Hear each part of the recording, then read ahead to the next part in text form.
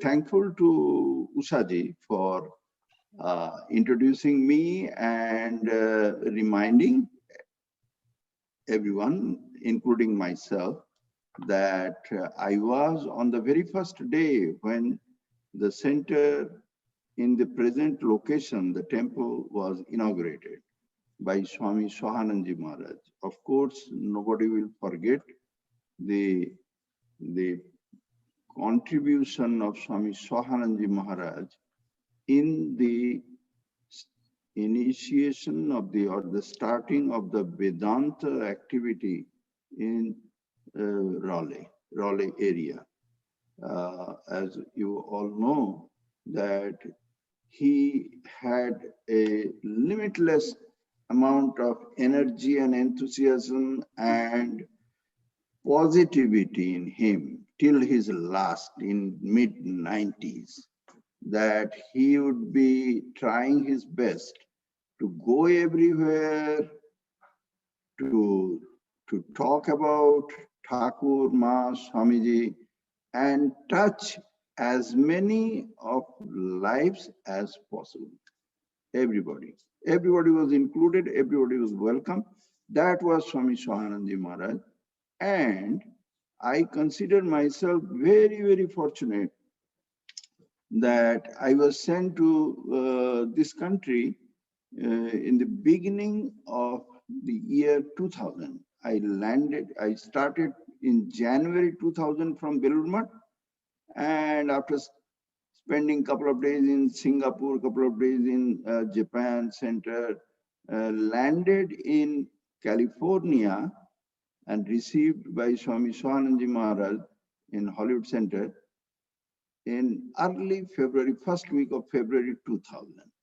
And since then, a little less than 8 years, I was blissfully enjoying the position of an assistant to Swami Sahanandji Maharaj. I'm saying blissfully because of two different reasons. Before coming to this country, I had major responsibilities of running large-size institutions in northeastern part of India. I was head of Cherrapunjee institution for almost a decade, and then I was, for a couple of years, I was the head of the institution of one of the Arunachal Pradesh education centers. So running large-size institutions in India is, it was wonderful to work as a monk and serve those tribals, but at the same time, it was a lot of, I would say, stress and pressure and a heavy load of responsibility and all. So after that, coming here and being a part of the Hollywood Monastery, given the responsibility of running the San Diego Monastery, and over and above that, being an assistant to Swami Sahanandji, it was an absolute blissful part of my life. So living there, I was enjoying very much. So much so that when I was at some point of time, from Belur Math, I was told you have to go to New York, and after passing of Swami Adiswarananji, you go there and you be the next head there. I said that I don't want to go anywhere. I want to, but how could you just continue to be there only in Hollywood Center, San Diego forever? You want to stay? I say, yeah. What is wrong? I would be very happy. I'm very comfortable and I'm very, very enjoying. So that is another story, that how eventually I was sent to Florida. They said that no, anyway. And Swami Sahanandji, he was so fond of me that wherever he would like be going, he will be bringing me also with him. Specifically, if it is about starting a new center or a new property or a new temple, such as in the Dallas Center and here in the in Raleigh Center, other places also. He had taken me with him. He loved and liked me like his own son. And I also behaved like that, of course, I would say, because I enjoyed his company and I felt that kind of a very, very blessed and peaceful and um, and uh, mm, relaxed uh, mindset if I am in his company. So anyway, this was a good introduction about me. And I also am very in my deep in my heart, I am connected with the Raleigh Center. Whether I'm visiting the center now and then or not, or who is in the board and all these things, Swami Swahananji put me in all and every board. Some of the activities in Hollywood, Los Angeles area also, from where one by one I preferred to withdraw myself and allowed others to get into it and do their job. They're doing, everybody doing fine, perfectly. And in Dallas, Texas only, that branch, they requested me to not leave their board and all these things. So I remain there as their spiritual advisor. So anyway, that is another story. But the point is that Swami Swahananji wanted to introduce me everywhere and put me in their board, and he liked me. He was fond of me. And I am also very fond of him. To anyone and everyone, I just say that I've never seen a monk so wonderful and so loving and so gracious, kind, and of course, spiritually also a wonderful, great personality uh, that I have. I am very fortunate and very lucky to not only have seen him, but been in his company for 8 years, working as his assistant. So thank you very much for inviting me, and let me start our talk tonight. Let us begin it with this short prayer. Om Sthapakaya cha dharmasya sarvadharma swarupine avatara varisthaya Ramakrishnaya te namaha. So, dear devotees, today's talk is something which, when I proposed, Ushaji immediately not only approved, but she said that it was very, very appropriate for the time. And the subject, as it has been announced already, and you know, is religious approach to happiness and peace. So this religious approach to happiness and peace, when you think about it, we find that there is a very powerful commonality bond that immediately this particular subject or the talk or the idea binds us immediately. We know that we are not equal. God has not created us all equal. We are all different, in fact. We are different in how we appear. We're different in how our strength and ability and energy and the intellectual ability, the mind, how it works. Our backgrounds are different. Our propensities are different. We are born differently. We are not equal. As Sri Ramakrishna in the Gospel has very famously reminded that no, we are not equal.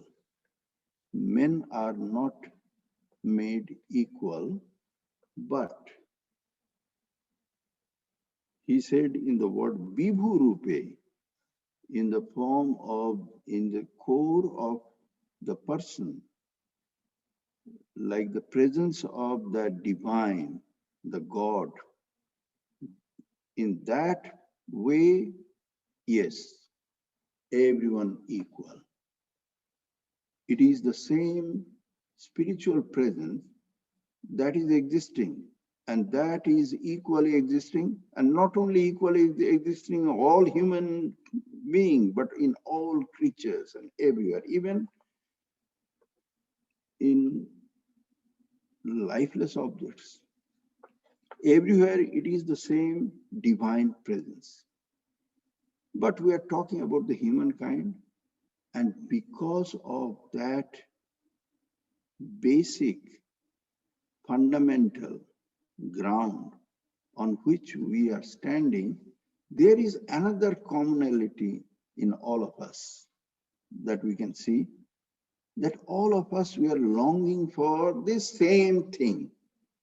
Though we are different, but there is no difference in our seeking the happiness and peace. There is nobody in the world who is not seeking that.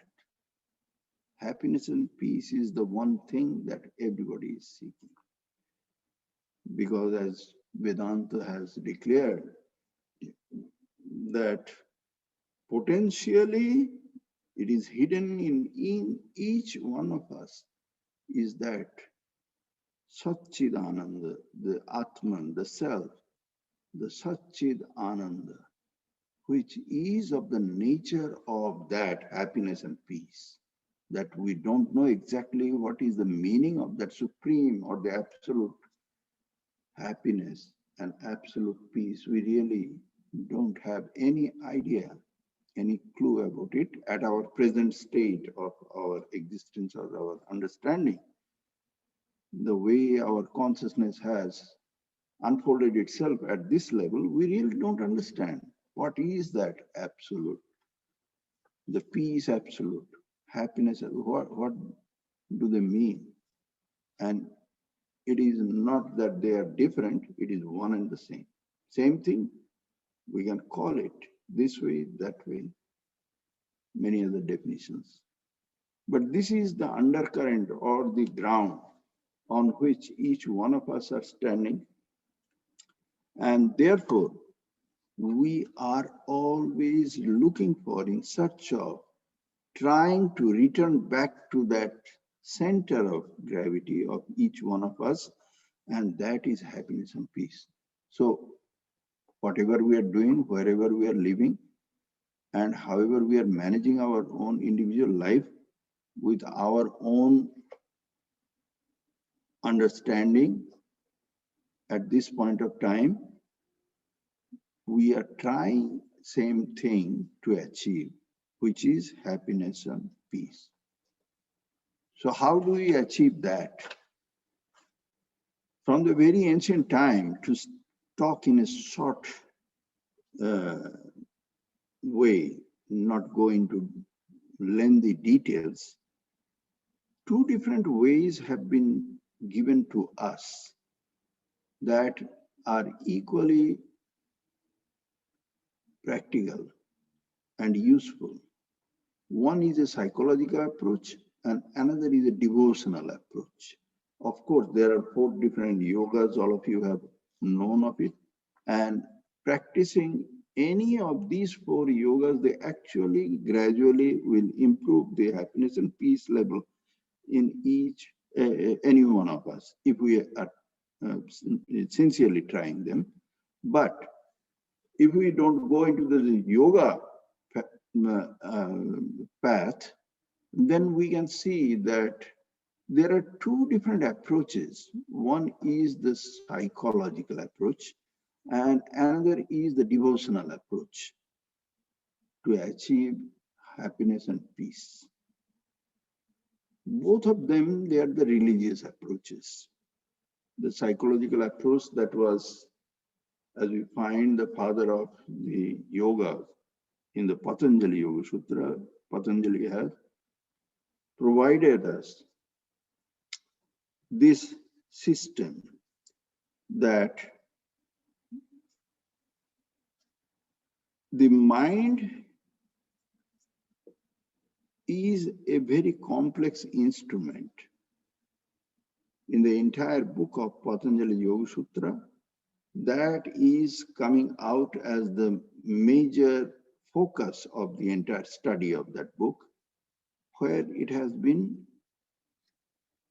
clarified and explained that this mind is a very complex instrument, and depending upon our ability to understand what it is and our ability in handling it properly, we can approach this goal of happiness and peace.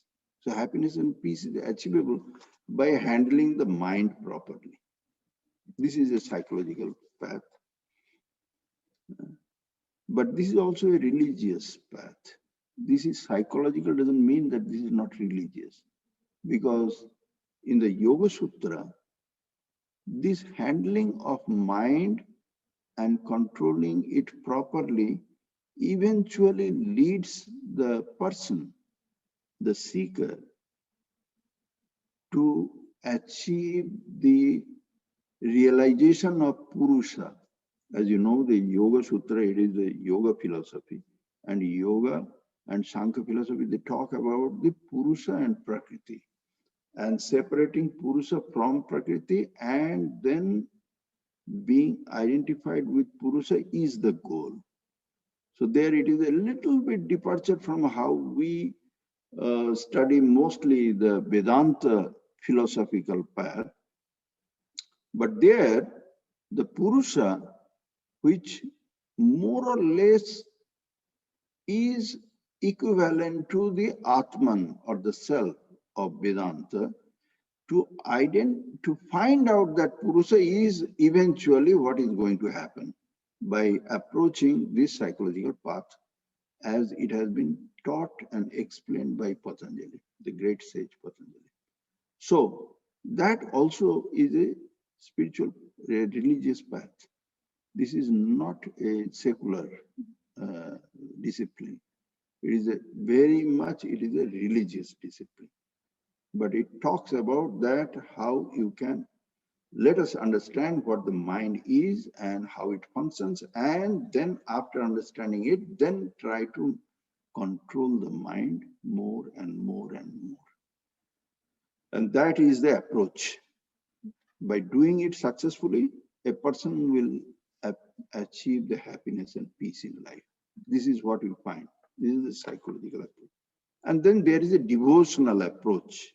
I'm not going into the Jnana Yoga path, but a much, in the words of Sri Ramakrishna, easier and simpler. Though when we go deep into the path of Bhakti Yoga, we don't see that it is that simple or that easy.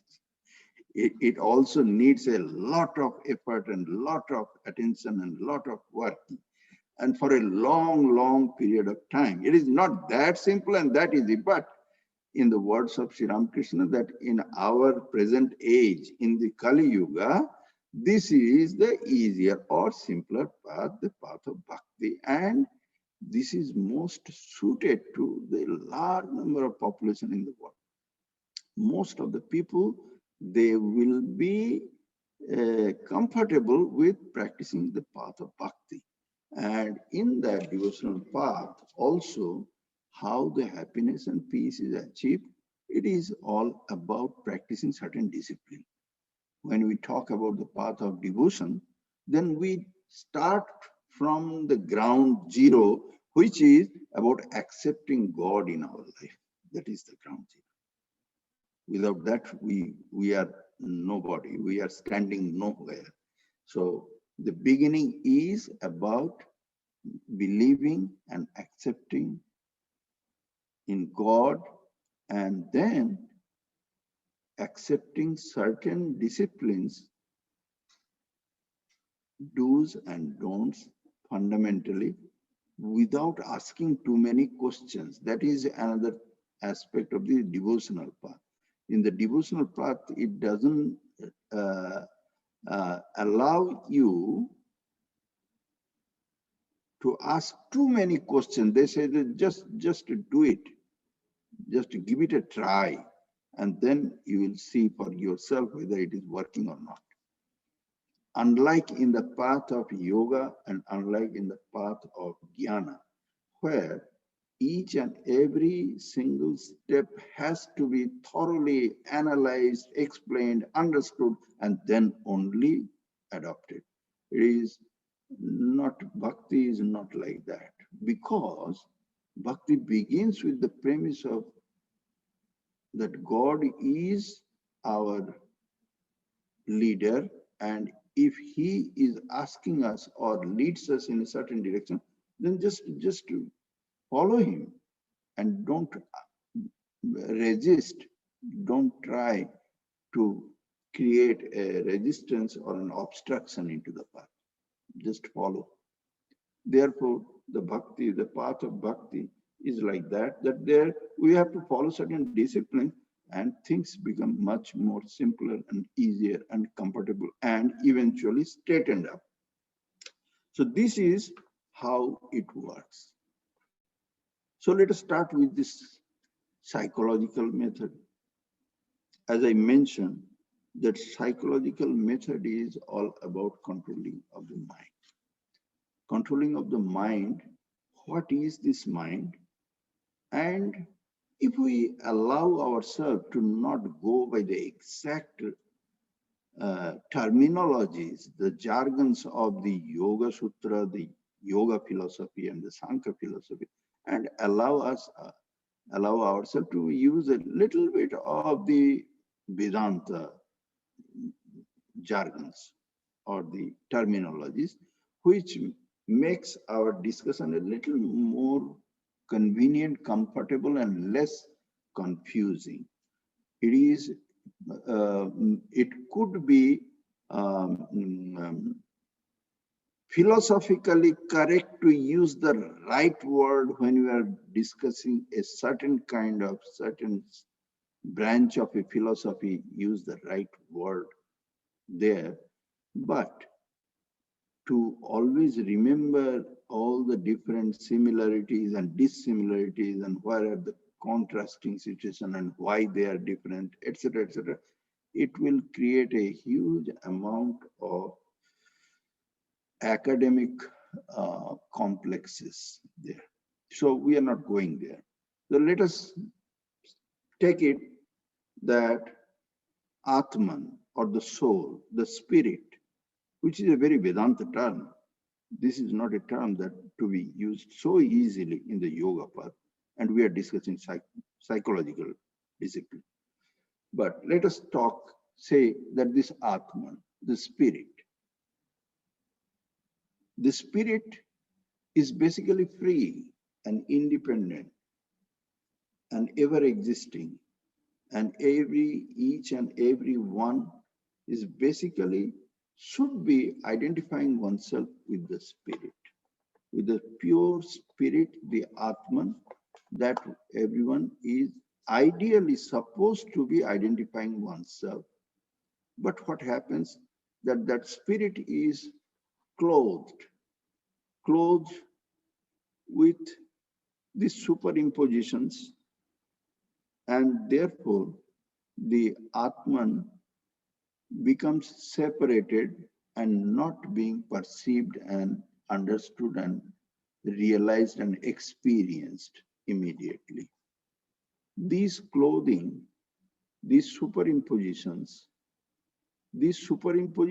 are of several different layers if we go into detail, but otherwise we can say that there are two important layers. One is very physical in nature, the material, and another is subtle in nature, which we call a subtle body or mental area, the mind stuff. And they separate our real self from us. Us means who we are. Then we are looking from outside these covering or separations that are separating us from the real self. Ourself means where we are perceiving, we are experiencing things. We are identifying ourselves with something and we are perceiving the entire world objectively. That is where we are standing at that point of time when we are separated from our real self by at least two major separations. And those separations are like clothing. But real self is still there and still very peaceful and still blissful. But we are disconnected and separated, so we are not enjoying the bliss and the peace of our own true self. This separation. A major part played by this separation is the mind or the mind stuff. Those of you, and I am sure most of you have studied Swami Vivekananda's those lectures that come in the beginning of the yoga as well as in Jnana Yoga lectures, where he has analyzed about the mind stuff.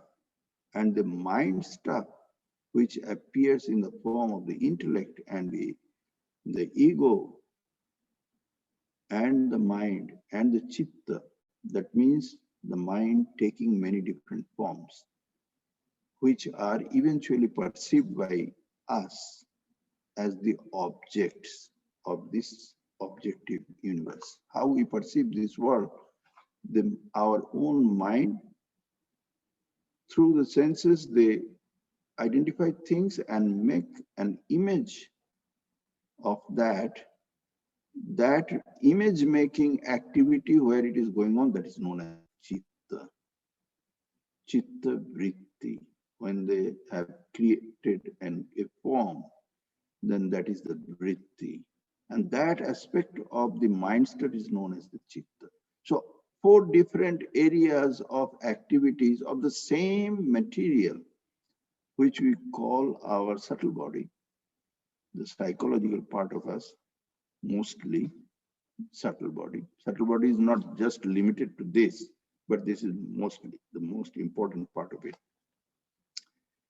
This is something which is very important factor, and it has been in different analysis given different ways of explanation. How it has been explained, it has been sometime been compared with a horse. Mind is like a horse, compared with like a chariot, the reins of the horse. It has been compared with the elephant, Monomatta Kari. It has been compared with elephant. It has been compared with many different things. But one comparison that comes to our mind when we think about Swamiji's analysis of the mind in the book of yoga, he is comparing with a lake, that this mind is like a big lake, and this lake, the water is the mind. Water is the mind, and there, this water, a very deep lake, is covering the true self, which is at the bottom of the lake. And this mind lake has got the ability of covering the self in 2 different ways. One is that there are waves are there on the surface of the mind lake, and those waves are eclipsing the mind to some extent. The mind is not eclipsing the self to some extent. Self is not visible because of very high waves that are there on the mind lake. So when the mind is agitated, when there are many different reactions that the mind takes form of, coming in contact with all sorts of activities and all sorts of ideas and thoughts in the world, the reaction that come from inside us in the form of positive and negative excitements. It could be we could be very excited, happy, or angry, or depressed, or sad, or jealous, or greedy, or many different ways. The mind might react. Those reactions are the waves of the mind lake. And because of those waves, high waves that are rising on the surface of the mind lake, the self gets hidden or eclipsed. Self is not visible. This is one. But more than that is another problem. And that problem is about the self gets identified with these waves or the mind lake. Self is not separately visible anymore. It is only visible in the form of the lake or the water. This identification is a very, very, very difficult area where the reality of the self gets eclipsed or completely hidden or mistaken. Whereas the high waves, when they are rising on the mind, then that also is a problem area to know the self or realize the self and get connected with the self. That is a problem area, no doubt, but it is comparatively a smaller problem. So depending upon the strength and depending upon the persistence of this identification of ourself with this mind stuff, our suffering continues. This is what we find in the Yoga Sutra. This is the why we suffer. What is the root cause of all our suffering? Why we and the suffering and the lack of peace, they are intertwined. So not finding peace and not finding a state of bliss within our own self, it depends on this mind stuff and how we get ourselves identified with the mind stuff and get eclipsed with the waves of those mind. Depending on that and how persistent they are, they continue to keep going on and on and on and never come to a very placid and calm and perfectly peaceful state of mind, never happening. Depending on that, our suffering that continues. So how do we therefore get to the peace of mind and the happiness achieved? It is therefore twofold. One is de-identifying ourselves from mind, this mind lake, as it is now, we have identified ourselves. De-identifying ourselves is one, and second is quelling those very high waves that are there on the surface of this lake. Quelling of the waves is also very important. These two-pronged approach, they actually are going to solve this problem of achieving happiness and peace in two different levels. This happiness and peace, when we are saying that we want to achieve it, there are two different levels of achieving that. One is achieving it for a short period of time. That means there is a relative solution to the problem of happiness and peace. And another is solving it for all time, for good. And that we can call it the absolute solution to the problem. So quelling the waves of this mind lake, this is a temporary solution. This is a solution, but this is a temporary solution. But it will not last forever until and unless we are successful in de-identifying ourselves from that mind stuff within us, which is covering or separating us from our real nature. Until and unless we have been successful in de-identifying ourselves from that, the final answer will not be available. That peace and happiness achieved once for all will not be achievable. But for the most people in this world, this absolute peace and happiness is not the goal in their life. And in fact, for most people in this world, this idea of absolute peace and happiness is beyond their comprehension. That is why we find in the words of Sri Krishna in Bhagavad Gita also, he says that it is 1 in a million that or more that will be actually trying to get to there. For the most part, people, neither they have the ability to understand what it is, what we are talking here, nor they are seeking that. They are not asking.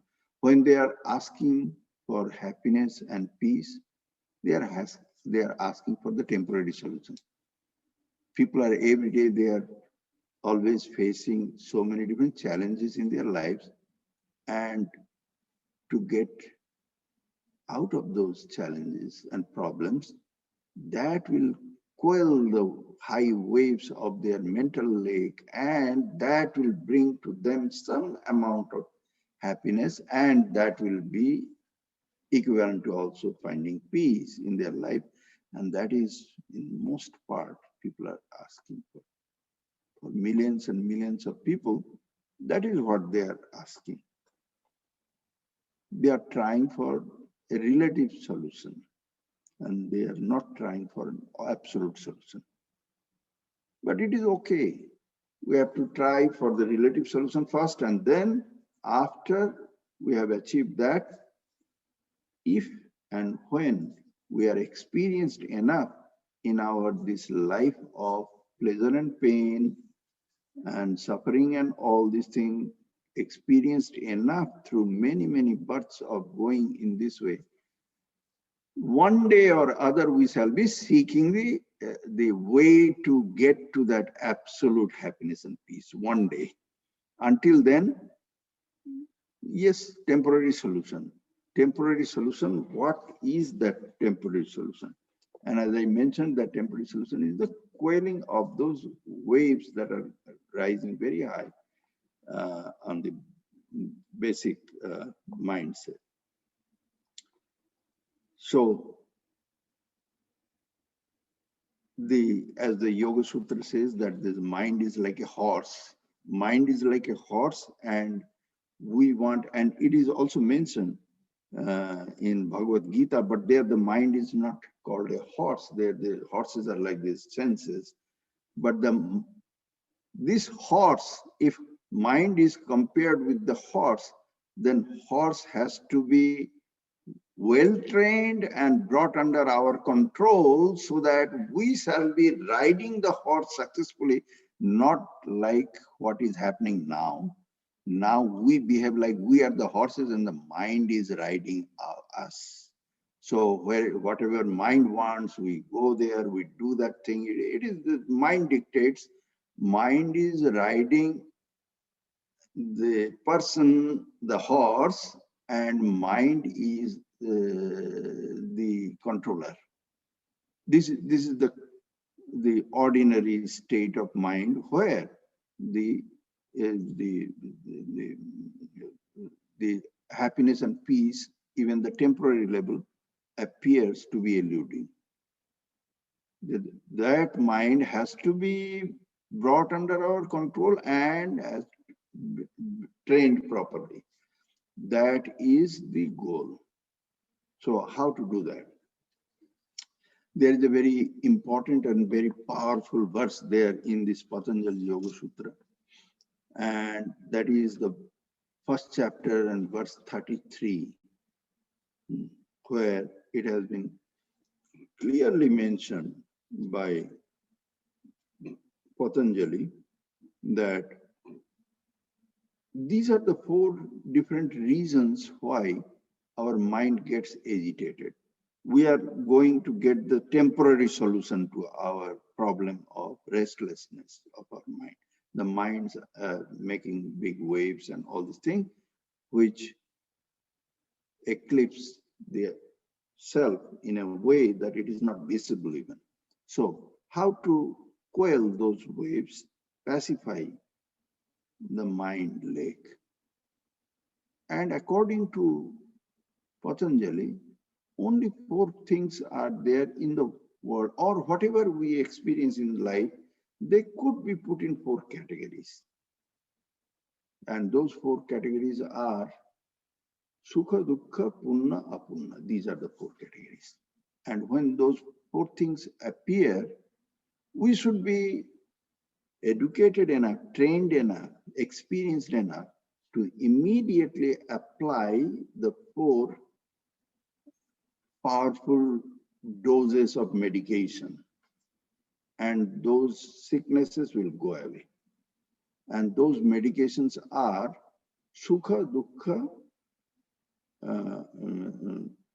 Maitri, Karuna, Mudita, and Upeksha. This Maitri, Karuna, Mudita, and Upeksha, they respectively would quell the waves that are created when we face Sukha, Dukkha, Punna, and Apunna. These are the Sukha means pleasurable, Dukkha means painful, Punna means holy or good or virtuous, and Apunna means sinful or evil. So in these 4 kind of things we meet in our life, and according to Patanjali, everything can be categorized within either of these 4 categories. Then we should apply them. If something we see happy, pleasurable outside, then in our mind, Maitri or friendly thought waves should be developed immediately and should not become jealous if somebody is happy. Then the opposite of that, if we see dukkha or the pain or suffering anywhere, then immediately the feeling of compassion should be developed in our heart, karuna. Then there are punna or something virtuous or holy. If we see or hear or read or experience, then from our heart, it should be delight, a feeling of delight, mudita. We should be so happy to see virtuous things happening as soon as we know of it. The 4th one is the opposite to the virtuous. If it is evil, if it is sinful, if it is bad, if it is wrong, something happening, then Patanjali says upeksha. Now this is something which could be controversial.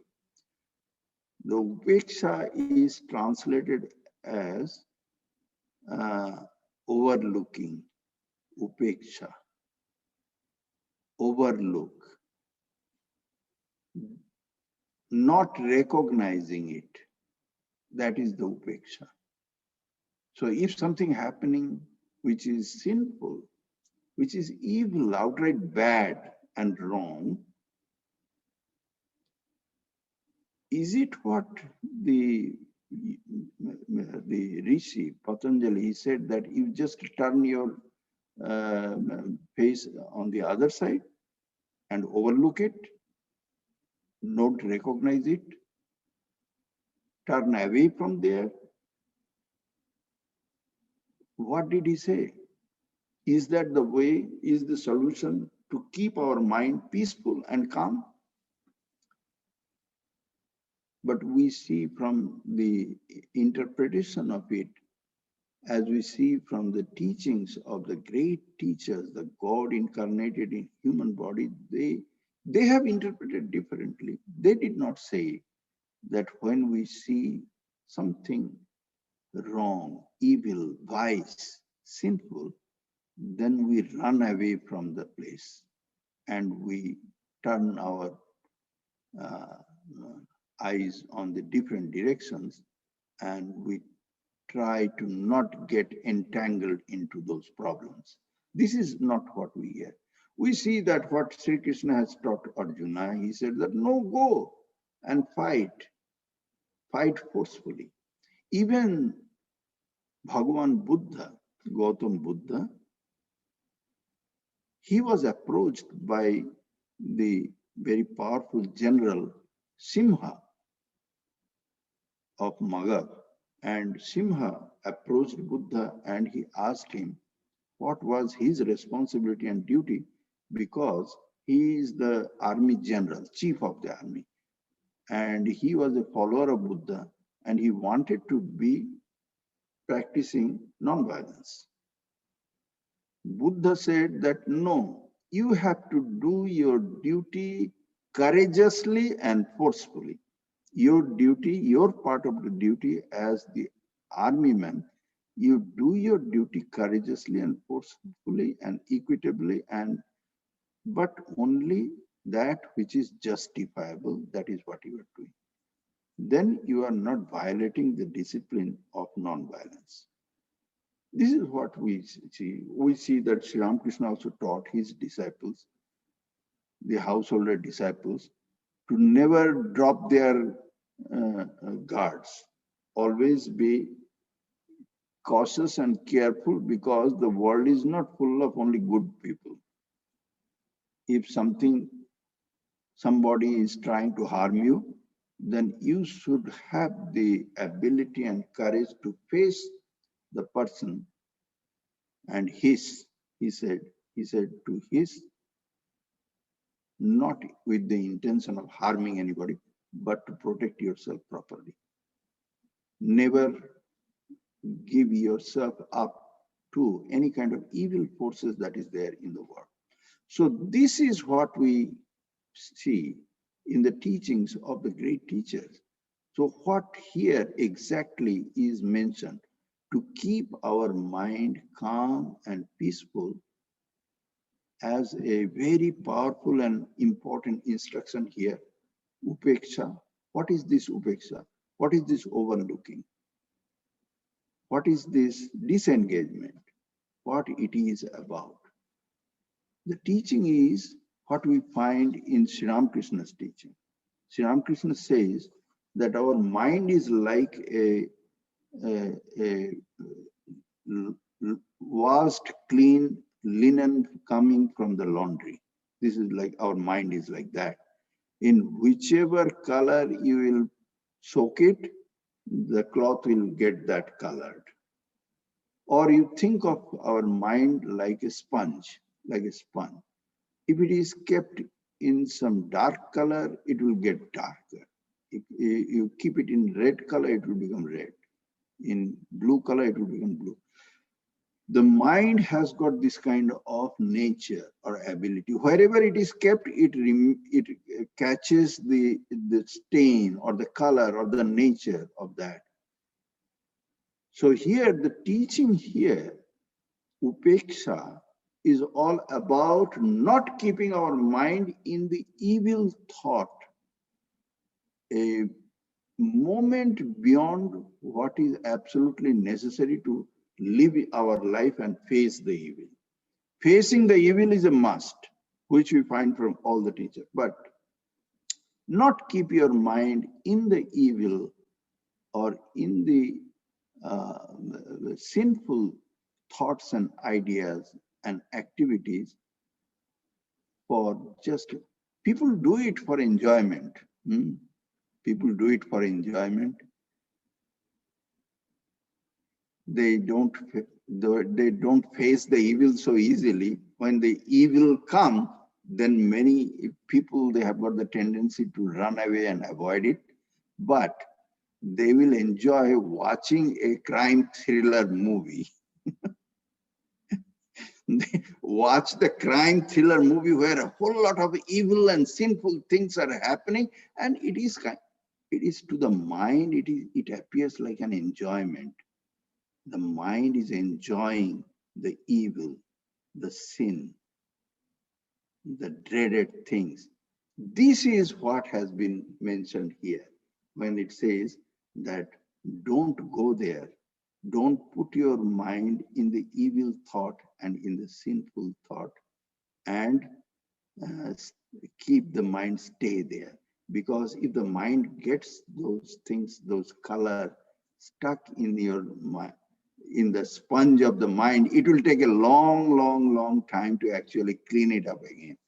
Purification of mind will become that difficult if the mind remains there for a longer period of time. So don't keep your mind in that. When you have to face the evil, face it with all your courage and all your strength and all your ability. This is called your responsibility, your duty. And that part is important also for peace of mind. If you don't discharge your duties properly with all your strength and full effort, you will not have a peace of mind. Peace of mind will come. This is another area. So this is the psychological area. In the religious part, we find that a religious person, he gives up his life in the hands of the divine, and he accepts the law that the divine has created for us to live in. And that law has got certain things, certain areas. Apart from accepting God, we have to accept certain inevitables in our lives. There are inevitables in our lives, and a religious person doesn't unnecessarily fight and struggle against those inevitables and try to negate it or ask why.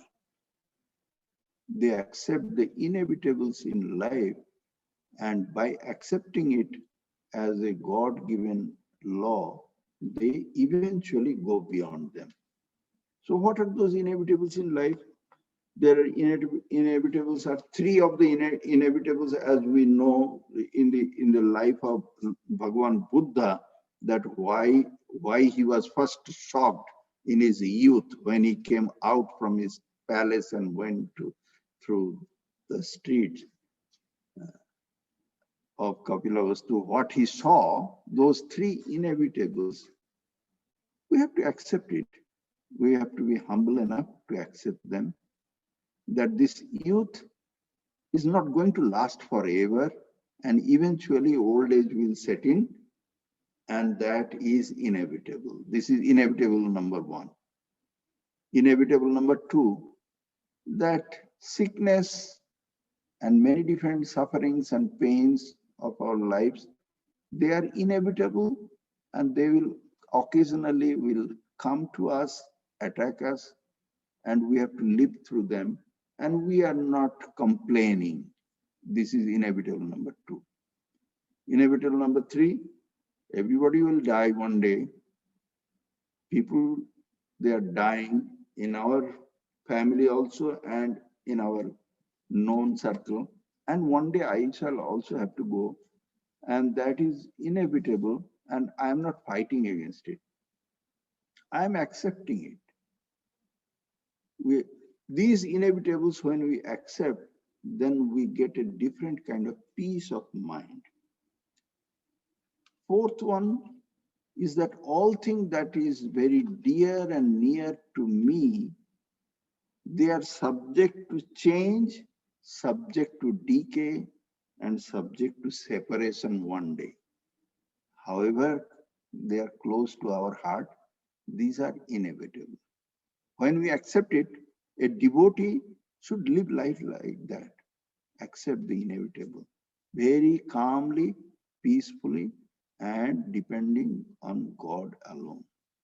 And inevitable number 5 is accepting everything that is happening in our life as a fruit or consequence or the result of our own karma, and not blame anybody else for that. These are the way to make our life very calm and peaceful. And this is a devotee's way of looking at life and living a life. This kind of conviction, these 5 different levels of inevitables in our life, when we accept them, we accept them as it is God given or it is God's law, and we don't blame anybody, we don't fight against it, we don't waste our energy fighting, then we get a different kind of a peace of mind. When we do that, then this is the working basis of a peaceful life. Based on that, there are 5 do's of life. Do's. I am not going into other 5 don'ts. These 5 to-do list for the devotees. This is what I will just give to you and end my talk here. First one, to do. Live an ethical and moral life.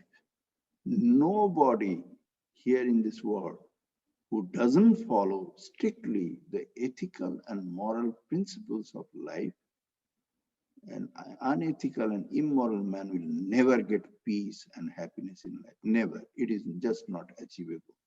This is to do number 1 in the list. This is for the devotees to follow. Why I am separating the psychological method from the devotional method? Devotional method is that you don't ask many questions. Why ethical and moral gives you peace of mind, etc. Explain to me why not, like that. How other people, they have stolen so much money from the fraud and they are enjoying in Bahama, they have got a separate private island to their name. We don't ask these questions. Those who are devotees, then we have a strong conviction that an immoral and unethical lifestyle will never give you a peace of mind. It is just not possible. Secondly, in the to-do list is give your best in all situations. Give your best of your physical strength, best of your thoughts and ideas, and working on that, best of your mind, best of your heart, your love and compassion. In all possible way, give your best to each and everything in your life, any event in your life. Nothing is small, nothing is insignificant in life. Everything has to be taken up as a very, very wonderful and powerful and valuable, because that has been given to us by our Creator. And give your best as a response to solve or answer to those situations. Third one, cherish a noble and high ideal in your life with all your heart and all your soul and all your mind. In our life, we call it that we have got a God to worship, our Ishtadevata, or some kind of an ideal. Some kind of an ideal.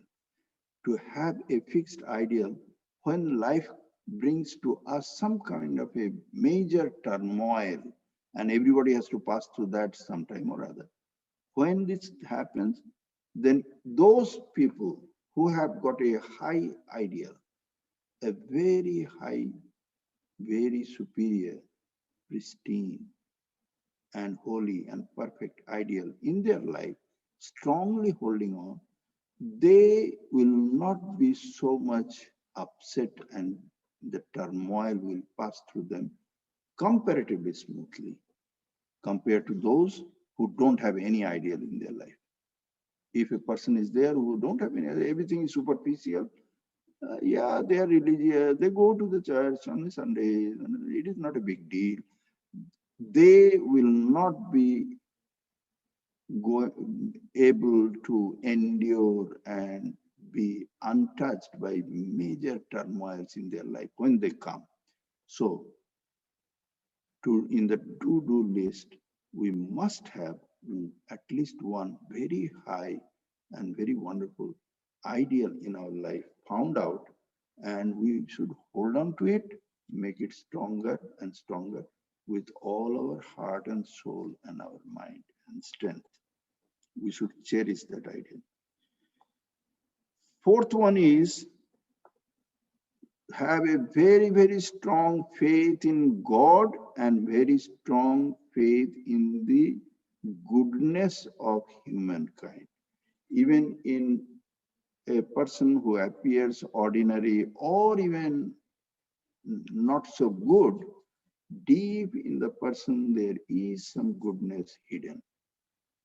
Having faith in the goodness in people eventually, and having faith in God at all situation and in all time. This is a very powerful way of keeping our own life peaceful and enjoyable. And 5 is what I already mentioned, that stop wasting our mental energy in any way. When we go through all those different kinds of negative passions, anger and lust and greed and jealousy and all sorts of things, they are only the wastage of our mental energy. We have to stop wasting and draining our mental energy so that this mind becomes not only calm but also very powerful. So if we go through them, these are the disciplines that the devotees they follow. So there is a psychological way of approaching it, and there is a devotional way of approaching it. These two different approaches, they are for solving our day-to-day problems, and the basic ground for achieving the peace of mind and happiness of mind. Though these are of the temporary nature, the superior nature of achieving the happiness and peace is only achieved when we are able to separate ourselves from identification with the mind stuff, which is another level, absolutely another level, which is not so simple. Even to separate ourselves, our identification with our physical level of who we think we are is very, very difficult. What to talk about separate ourselves from our psychological level. But one day or other, everybody will reach there at that level. Until then, these are the simple and easier ways to go step by step and approach the common goal in our life, which is how to achieve the happiness and peace when we are religious people. So thank you very much for being patient and coming to this talk. Let me close with this prayer. Om Yathagner Dahika Shakti Ramakrishna Sthita Hiya Sarva Vidya Sarupam Tam Sharadam Pranamam. Thank you.